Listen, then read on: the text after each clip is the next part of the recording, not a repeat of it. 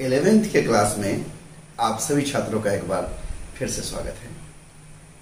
आप लोगों को याद होगा पिछले क्लास में हमने आपको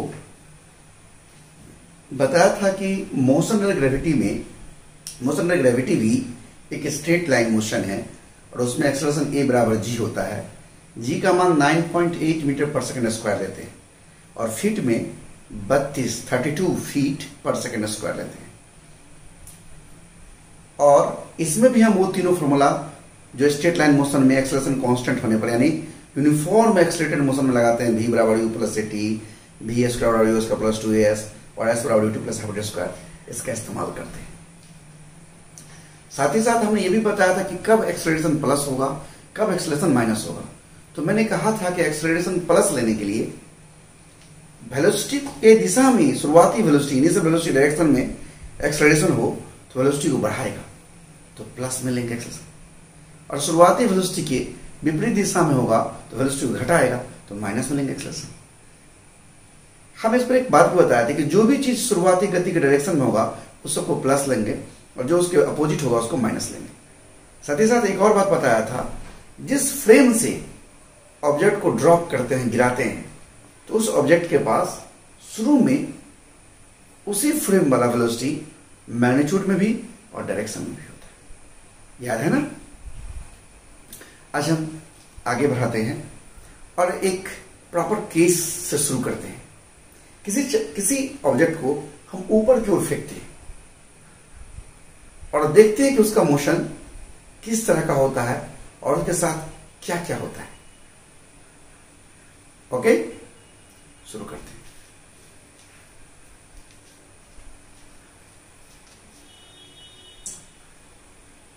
हेडिंग हमारा होगा when an object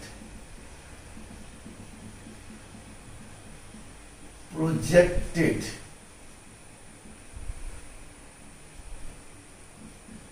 vertically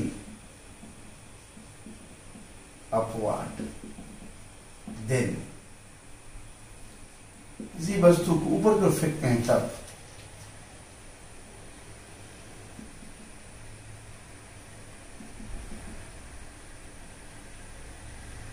u speed से हम किसी स्पीड ऑब्जेक्ट को मान लीजिए फेंकते हैं। ये हमारा ग्राउंड है, जमीन है और ये t का मान 0 है। शुरू में ऐसा करते हैं तो यह वस्तु धीरे धीरे ऊपर की ओर बढ़ेगा, बढ़ते बढ़ते एक खास ऊंचाई पर जाएगा।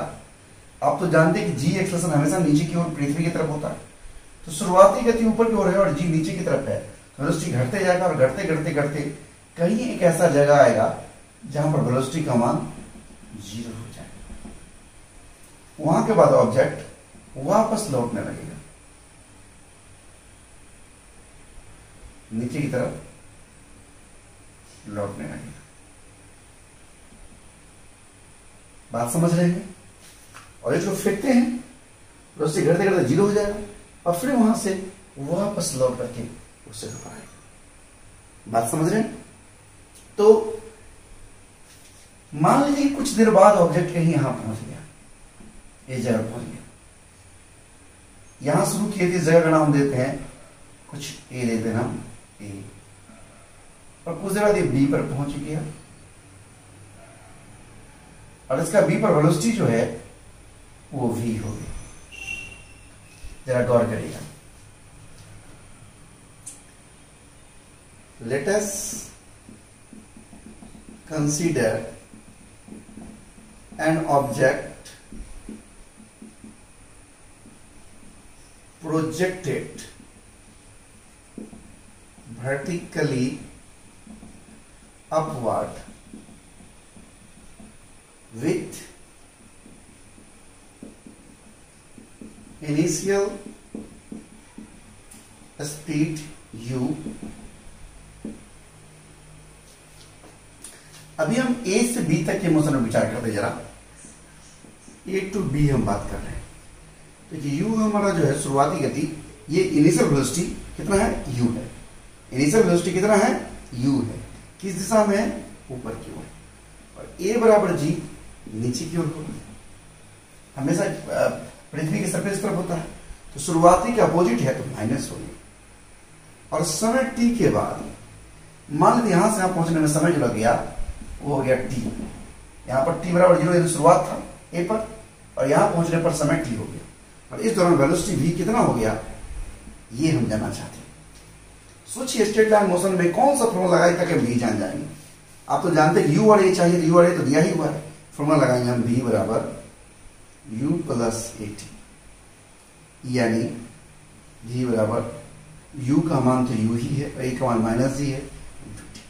देखिए इक्वेशन निकल गया v बराबर u माइनस टी, इसे हम फिलहाल 1 नाम दे देते हैं। अब इस इक्वेशन को गौर से देखिए, जैसे जैसे t बढ़ेगा gt, ये टर्म बढ़ेगा gt, और gt बढ़ेगा तो u में से gt माइनस होगा तो v का मान घटते जाएगा। घटते घटते एक ऐसा समय आएगा जब gt का मान u के बराबर हो जाएगा तो v क्या हो जाएगा 0, यानी हम यहां लिखेंगे as t increases the vertical velocity v of the object decreases, घटते जाएगा।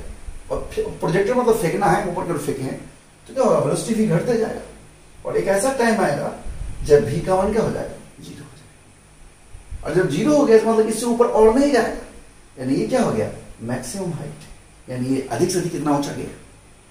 देखिए तरह गौर से, from equation 1 it is clear that as t increases v मतलब वर्टिकल वेलोसिटी ऊपर की ओर गति, v decreases and a time comes when v becomes 0, v क्या हो जाएगा 0 हो जाएगा। एट दिस टाइम, जिस समय v 0 हो जाएगा, at this time particle reaches at maximum height, at this time particle reaches at maximum height.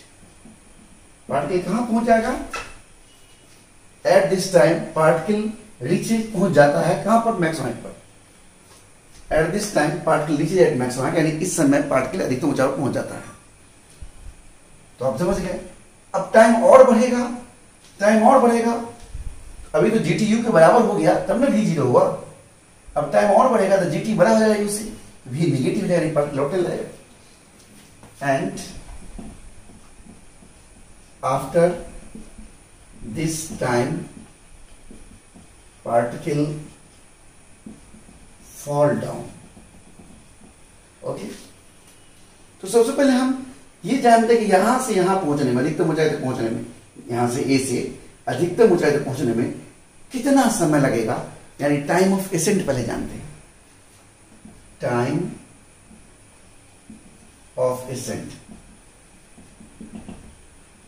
Time of accent क्या होता है तो ध्यान दीजिएगा, किसी वस्तु को अधिकतम ऊंचाई तक पहुंचने में जो समय लगता है उसे हम टाइम ऑफ एसेंट कहते हैं।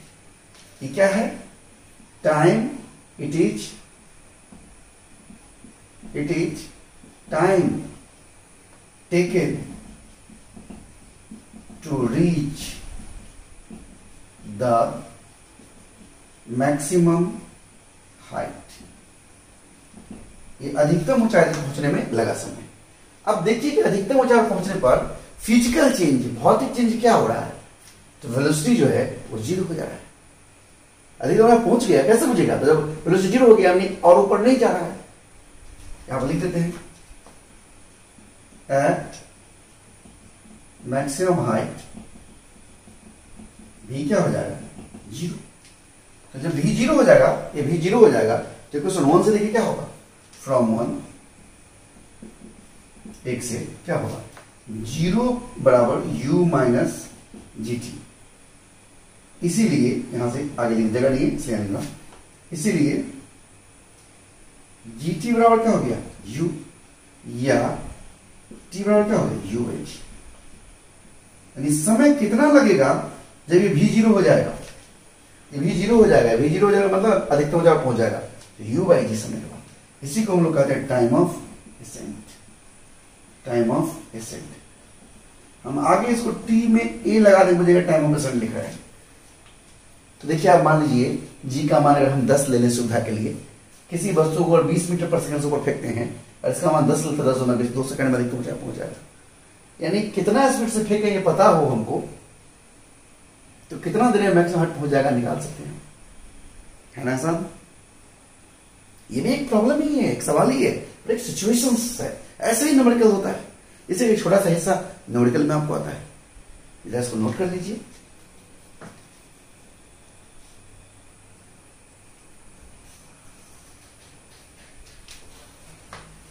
तो अभी आप टाइम ऑफ एसेंट देख चुके हैं।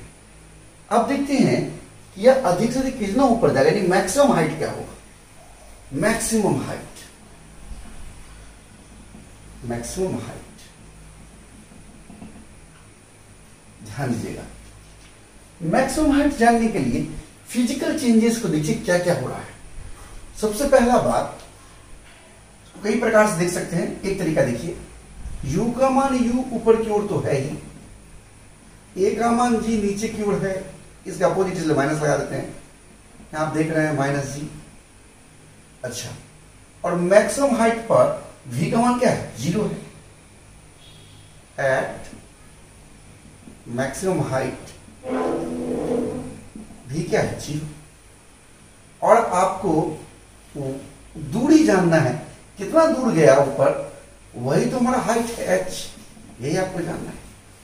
यानी s जानना है, u और a पता है आपको और v पता है। कौन सा फॉर्मूला लगाएंगे आप, v स्क्वायर बराबर u square plus 2s, v square यानी v का मान 0 का स्क्वायर बराबर u स्क्वायर प्लस 2 a का मान माइनस जी इंटू s का मान h। s तो जानना है आपको, इसलिए h बराबर सॉल्व कर दीजिए u स्क्वायर बाई 2g, यानी कितना ऊपर जाएगा आप जान गए। ये तो एक तरीका था। एक और तरीके से आप जान सकते हैं, देखिए ध्यान से, सेकेंड मेथड। देखिए u तो ऊपर की ओर है, a का मान g भी नीचे की ओर है, यानी माइनस हो गया। और आप जान रहे कितना देर में ऊपर पहुंच गया, तो टाइम ऑफ एसेंट, यानी समय पता है आपको t बराबर u बाई जी, ये हमारा टाइम ऑफ एसेंट है। और इतना समय में जितना दूर ऊपर गया वही हाइट h होगा। कौन सा फॉर्मूला लगा देंगे आप, फॉर्मूला लगा दीजिए, s बराबर ut plus half at square, यानी h बराबर u t का मान u by G plus half a का मान माइनस जी और t का मान u बाई जी का स्क्वायर, u बाई जी का स्क्वायर। यानी सॉल्व कर दीजिए तो आप देखिए ये भी आ जाएगा u स्क्वायर बाई 2g। देख रहे हैं, यानी शुरुआती स्पीड पता हो तो कितना हाइट तक जाएगा कोई वस्तु फेंकने पर, किस स्पीड से फेंका ये पता होगा, तो वो भी आप जान सकते हैं। कोई दिक्कत। अब हम यहां से टाइम ऑफ डिसेंट जानेंगे, नीचे आने में लगा समय। लेकिन उससे पहले हम टोटल टाइम ऑफ फ्लाइट जान लेते हैं, पूर्ण उड़ान काल। यानी यहां से ए से उड़ा और यहां से होते हुए वापस, मान लीजिए कि इस जगह को हम सी कहते हैं, उसको डी कहते हैं, वापस डी पर आ गया, तो ए से डी तक के सफर को हम टोटल टाइम ऑफ फ्लाइट कहते हैं। तो हम जानते हैं टोटल टाइम ऑफ फ्लाइट क्या होगा, पूर्ण उड़ान काल, total time of flight, Hindi में जो कहते हैं पूर्ण उड़ान काल। बात समझ रहे हैं। अब गौर करिए, उड़ान पूरा कर लिया तो ऐसा क्या हो रहा है, चित्र देखिए गौर से। कोई वस्तु ऐसे गया, यहां से चला, यहां से चला, ऐसे ऐसे ऐसे वापस लौट के आ गया, ऐसा क्या हो रहा है इसमें। कोई बोलेगा वेलोसिटी 0 हो गया। अरे टक्कर जब मारा तो जस्ट जब जमीन टच करने लगा उस समय वेलोसिटी 0 थोड़ा था, टक्कर के बाद में 0 हुआ। बात पकड़ रहे हैं। तो इसलिए यहां पर क्या हो रहा है, इस जमीन से, ग्राउंड से इसका हाइट 0 हो जा रहा है। इस स्फीयर देखिए हाइट 0 दो बार है, एक बार फेंकने वक्त में, एक बार वापस लौट कर आया तब। तो फेंकने वक्त का समय तो t बराबर 0 पता है, इसका मतलब हम जब सॉल्व करेंगे तो वो दो को समय आएगा। एक t बराबर 0 आएगा, वो प्रारंभिक हुआ, उसको नहीं लेंगे। एक और समय आएगा जिस समय हाइट 0 होगा, वही टाइम हमारा टाइम ऑफ फ्लाइट होगा। बात समझिए? तो यहां देखिए क्या होगा, गौर से देखिए। u का मान u तो ऊपर की ओर है ही, a का मान जी नीचे की ओर है, इसलिए माइनस लगा दिया। और समय जानना है हमको, और जब ग्राउंड में पहुंच गया यानी फ्लाइट पूरा कर लिया तो हाइट 0 हो गया। When flight is completed, then s यानी h क्या होगा, 0 होगा। लगाइए, s पता है, q पता है, पता टी निकालना है। s बराबर ut plus half a t square, यानी s का मान 0 है, u t minus half minus a के बदले में लिया इंटू टी स्क्वायर, यानी या t कौन लीजिए, क्या होगा u minus half G T. यहां से t का मान 0 आ गया, तो यानी हाइट s का मान, ऊंचाई का मान, हाइट का मान 0 है, लेकिन वो शुरुआत में, यानी ये शुरुआती वाला मान आ गया। मैंने अभी कहा था ना दो बार होगा, एक बार शुरू में, इससे ये तो हमारा टाइम ऑफ फ्लाइट होगा नहीं, एक और आएगा। दूसरा क्या आ गया यहां से, u minus half G T equal to 0, यानी t equal to 2u by G. So solve करिए, 2u बाई जी, यानी दूसरा जो समय आया, this is called total time of flight. इसे हम लोग कैपिटल टी से दिखाते हैं, टोटल टाइम फ्लाइट। यानी किसी वस्तु को u वेग से फेंकेंगे, कितना देर तक हवा में उड़ेगा वो समय हमें पता चल चुका है, इसे हम टोटल टाइम ऑफ फ्लाइट कहते हैं। यहां से हम निकाल सकते हैं टाइम ऑफ डिसेंट, यहां से नीचे गिरने का समय, टाइम ऑफ डिसेंट। ये क्या होता है, तो टोटल टाइम ऑफ फ्लाइट में से ऊपर जाने में लगा समय, टाइम ऑफ डिसेंट माइनस कर दें तो गिरने का समय निकल जाएगा। नहीं पकड़े बात, यहां से ऐसे गया, यहां से ऐसे आया, टोटल टाइम ऑफ फ्लाइट में से यहां से यहां का समय माइनस कर दें तो गिरने का समय निकल जाएगा। एंड टाइम ऑफ डिसेंट क्या होगा, टोटल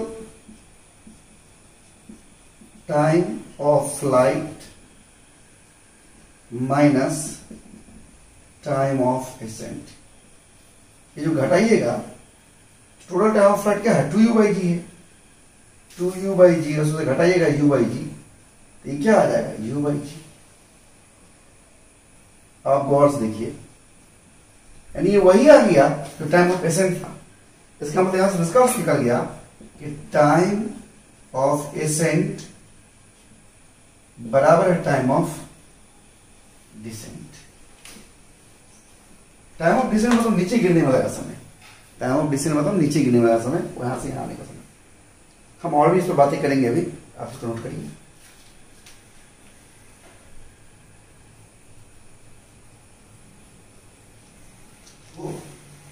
अभी आपने देखा टाइम ऑफ एसेंट बराबर टाइम ऑफ डिसेंट था, यानी u बाई जी था। लेकिन ये बात तब सत्य है, ये बात तब सत्य है जब हम एयर रेजिस्टेंस को काउंट में नहीं ले रहे हैं। ये सत्य है व्हेन एयर रेसिस्टेंस, हवा का प्रतिरोध, is not taken in count. लेकिन अगर हवा के प्रतिरोध को काउंट में लिया जाए तो टाइम ऑफ डिसेंट बड़ा होता है एसेंट से। ये बातें आगे जब पढ़ेंगे तो जानेंगे, अभी वो बात हम लोग नहीं जानेंगे। अभी अगर नहीं कुछ करा एयर को के बारे में तो हम एयर को नेग्लेक्ट करके चलते हैं। If air resistance is taken in account, then time of descent is larger than or greater than time of ascent। आप सोच रहे होंगे सर ये कैसे कह दिए, ये सब फोर्स ऑफ बॉइंस, उत्प्लावन बल वगैरह, हवा के चलते लगता है, ये सब चीजें पढ़िएगा तभी सब समझ में आएगा। इसलिए अभी आप मान लीजिए ऐसा होता है। ओके, हम एक एग्जाम्पल आपको यहां से एक क्वेश्चन लिखकर दिखाएंगे। ओके,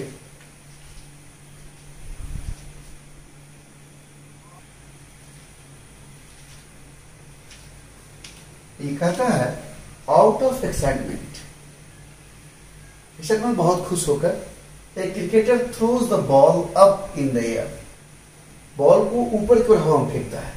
आफ्टर कैचिंग इट, इसको कैच करने के बाद, ही देन रीकैचेज, वो फिर से कैच करता है इट आफ्टर 4 सेकंड, 4 सेकंड बाद।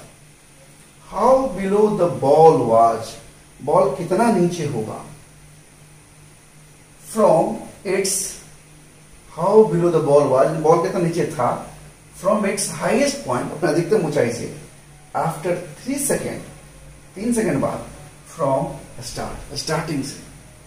हवा के रेजिस्टेंस को नेग्लेक्ट कर देना है। तो ध्यान दीजिएगा,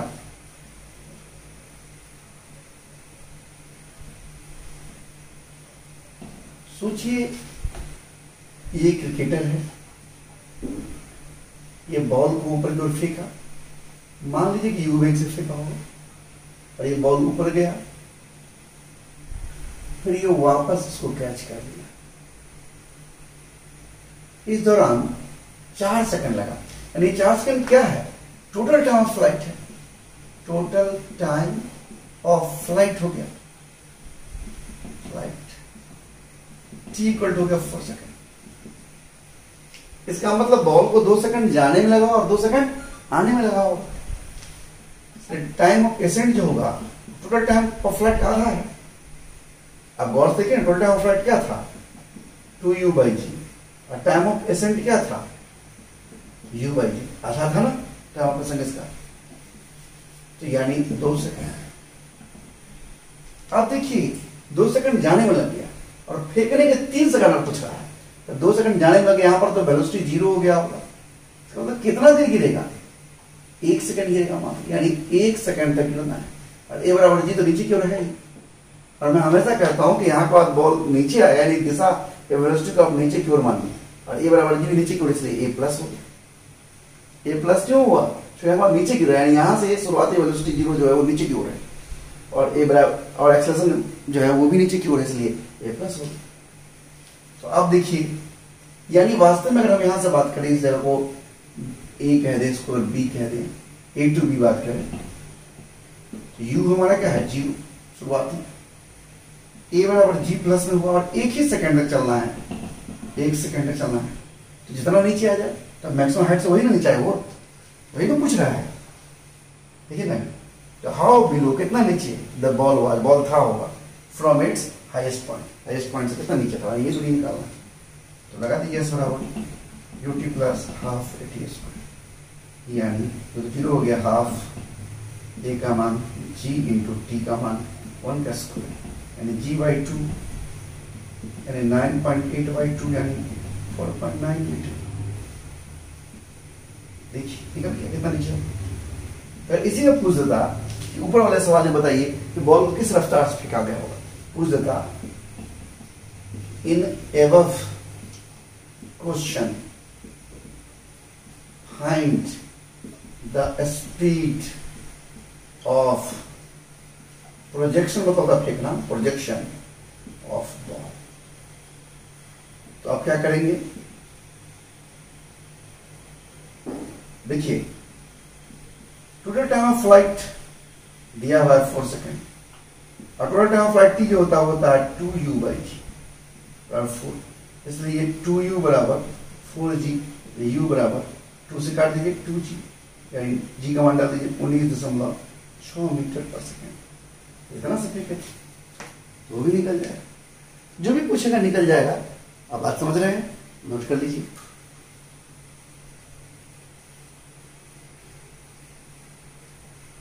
एक और एग्जांपल देखिए, a ball is dropped from the top of a tower, किसी टावर के ऊपर से बॉल गिराया जाता है, तो टावर पर कोई आदमी रेस्ट में होगा तो बॉल भी स्लो में रेस्ट में होगा, यानी बॉल का यू 0 हो जाएगा। ऑफ हाइट 200 मीटर, टावर का ऊंचाई कितना 200 metre. And at the same time, और उसी क्षण another ball is dropped from the base of the tower. Another ball is projected होना चाहिए यहां पर, projected from the base of the tower with velocity of 40 metre पर second. Ball को फेंका जाता है 40 मीटर पर सेकेंड से। When the two ball limit projected upward from the base, एक शब्द जोड़ देता हूं यहां, upward, ऊपर की ओर, upward, upward, from the base of the tower। जरा गौर समझिए, एक कोई ऊंचा, मान लीजिए कि कोई टावर है, कोई मीनार है, यहां पर कोई आदमी एक बॉल गिराता है, u बराबर 0 बॉल का, ए बराबर प्लस जी की वेलोसिटी बढ़ेगा, और उसी समय एक नीचे से बॉल फेंका गया, वो 40 मीटर पर सेकंड से ऊपर की ओर फेंका गया था। ए बराबर जी तो नीचे की ओर होता है, इसके लिए जी माइनस, इसके लिए जी प्लस। देखिए गौर से, कब दोनों बॉल मिलेगा सब कुछ का है। तो मान लेते हैं कि ये दोनों, ये बॉल यहां आया और ये बॉल यहां आया, और दोनों बॉल आपस में मिल गया, वो टी समय बाद हुआ एट टी। जब ये गिराया तो ये फेंका, एक साथ दोनों काम हुआ है, टी समय बाद मिल गया। टी समय में ये जितना गिरा, हाँ ये टावर का हाइट दिया आपको 200 मीटर, 200 मीटर। तो ये जितना नीचे गिरा और ये जितना ऊपर गया, दोनों को जोड़ दें, ये 200 फुट जाना चाहिए। मान लेते हैं S1 गिरा और ये S2 ऊपर गया। फॉर अपर के कितना नीचे गिरा था, S1 बराबर ut plus half at square. एक लाइन लिख देता हूं मैं पहले, let t be the time, let t be the time taken by ball to meet with each other। एक दूसरे से मिलने में टी समय लेता है। तो फॉर अपर, ऊपर के लिए, ऊपर वाला के लिए, s बराबर ut plus half at square. S1 बराबर, यू तो 0 है, हाफ ए का मान जी है, और टी स्क्वायर, यानी S1 इक्वल हो गया टी स्क्वायर बाय 2। कोई दिक्कत, ये S1 निकल गया। अब फॉर लोअर के लिए हम बात करते हैं।